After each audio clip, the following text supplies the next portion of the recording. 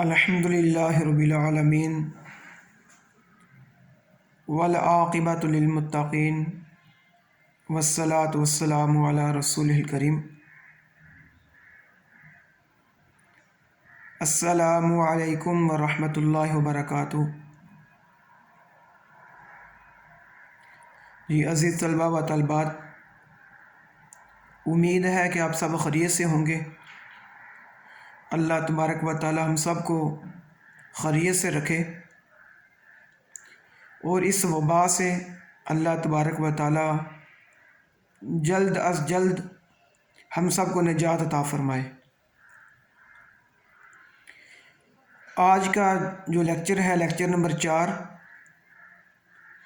اس میں ہمارے سلیبس میں کورس آؤٹ لائن کے اوپر جو حدیث نمبر 4 ہے اس کو ہم پڑھیں گے۔ جیسے کہ آپ دیکھ رہے ہیں کہ اس حدیث کا عنوان ہے 4 بلائیاں۔ 4 بلائیاں۔ اس حدیث کو حضرت عبداللہ بن عباس رضی اللہ تعالی عنہ روایت کرتے ہیں۔ آپ ذرا حدیث مبارکہ کے اوپر دیکھیں۔ عن ابن عباس رضی اللہ تعالی عنہما ان رسول اللہ صلی اللہ علیہ وسلم، حضرت عبداللہ بن عباس رضی اللہ تعالی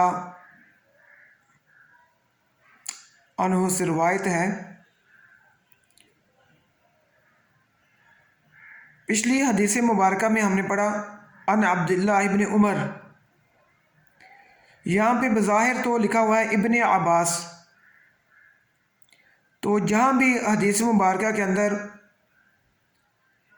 ابن عمر آئے تو یہاں مراد ہوتا ہے عبداللہ بن عمر۔ اگر ابن عباس آ جائے تو وہاں مراد ہوتا ہے عبداللہ بن عباس۔ اگر ابن مسعود آ جائے تو وہاں بھی مراد ہوتا ہے عبداللہ بن مسعود۔ اس لیے اور بھی صحابہ تھے جنہوں نے اپنے بچوں کے نام عبداللہ رکھا ہوا تھا، لیکن یہ جو 3 عباد ثلاثہ، 3 عبداللہ، انہوں نے شریعت اسلامی کے اندر، قرآن و تفسیر کے اندر بہت ساری خدمت سر انجام دی۔ تو اس لیے ہم جو روایت پڑھ رہے ہیں اس میں آپ دیکھ رہے ہیں کہ عن ابن عباس رضی اللہ تعالی عنہما سے روایت ہے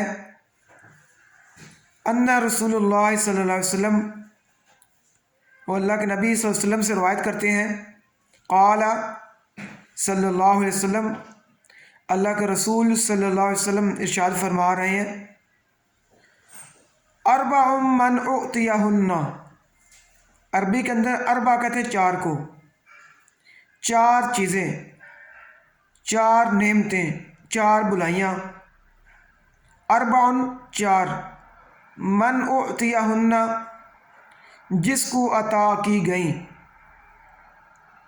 فقد اعطی خیر الدنیا والآخرہ گویا اس کو دنیا اور آخرت کی بھلائی مل گئی۔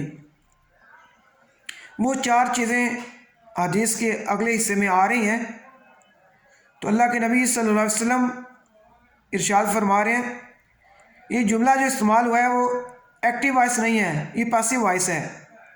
یہ نہیں جس نے حاصل کر لی، من اعطیہن،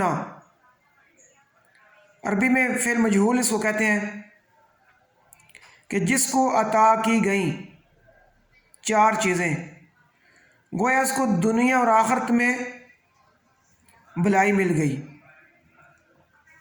حدیث کے اوپر آپ دیکھیں، سب سے پہلے نمبر پر قلباً شاکراً، جو 2 نقطوں والا کاف ہوتا ہے اس کو ہم موٹا کاف بھی کہتے ہیں، بڑا کاف، اس کا میننگ قلباً، اس کا میننگ تو دل، ہارٹ، شاکراً شکر کرنے والا۔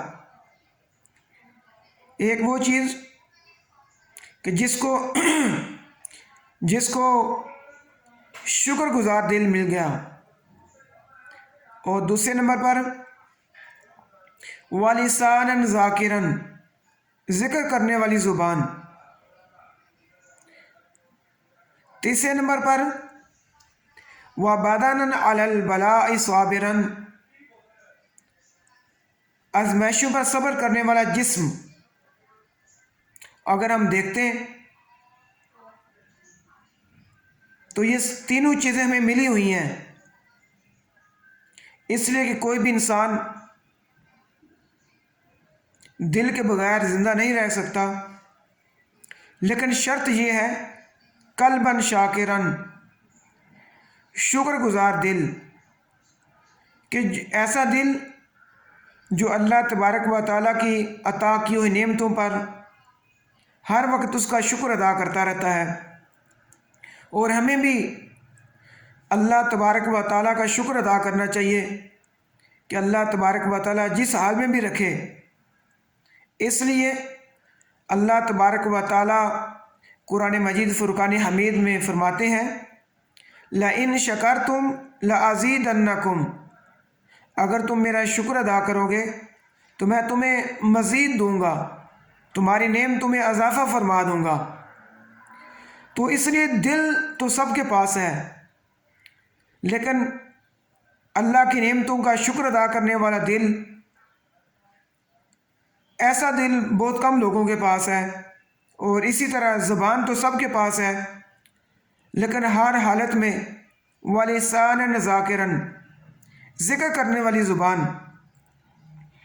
اب ہم یہاں پہ اور بہت ساری باتیں کرتے رہتے ہیں، فضول باتیں کرتے رہتے ہیں، لیکن اللہ کے نبی صلی اللہ علیہ وسلم نے یہ فرما دیا کہ شکر گزار دل اور ذکر کرنے والی زبان، یہ جن لوگوں کو مل گئی ان کو دنیا آخرت کی بھلائی مل گئی۔ اس لیے ہمیں کوشش کرنی چاہیے کہ اپنے نامہ اعمال میں زیادہ سے زیادہ نیک اعمال درج کروانے کی کوشش کریں، اور سب سے آسان جو اس کی صورت ہے وہ ہے کہ آدمی اپنی زبان سے اللہ تبارک و تعالیٰ کی تسبیح، تمحید، تکبیر، اس کا ذکر کرتا رہے، سبحان اللہ، الحمدللہ، اللہ اکبر، اور باقی دعائیں۔ جب آدمی استغفار پڑھتا رہتا ہے، ذکر کرتا رہتا ہے، تو انسان کا مالک، اس کا خالق اس سے خوش ہوتا ہے کہ ہر وقت یہ مجھے یاد کرتا رہتا ہے۔